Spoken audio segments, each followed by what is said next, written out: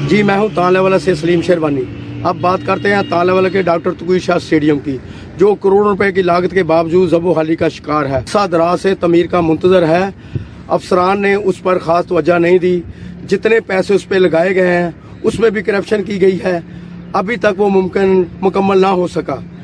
बच्चे यहाँ खेल कूद के लिए आते हैं, लेकिन यहाँ पर उसकी हालत देखकर वापस लौट जाते हैं। कॉलोनी में सिर्फ एक ही है ग्राउंड है, और ग्राउंड की हालत आप देख सकते हैं, बहुत ही ख़राब हालत है। यहाँ की गवर्नमेंट भी इस बारे में कुछ भी नहीं कर रही, ना हमें कोई खेलने के लिए पिच वगैरह बना के दी गई है। यहाँ पे आप देख सकते हैं बहुत ज़्यादा आलूदगी है, जिसकी वजह से काफ़ी बच्चे बीमारियों का भी शिकार हो रहे हैं।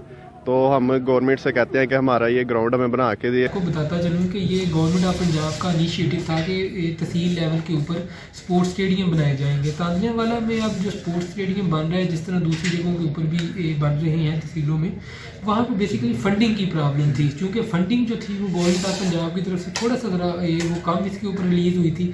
अब इंशाल्लाह जी उम्मीद है इसके ऊपर funding with in this financial year release हो जाएगी और ये कम्प्लीट हो जाएगा इसी साल। शहरियों ने गवर्नमेंट से अपील की है कि इस स्टेडियम पे अभी तक जितनी लागत आई है उसकी आला सतह पर इंक्वायरी करवाई जाए, ताकि असल हक़ाइक़ सामने आ सके।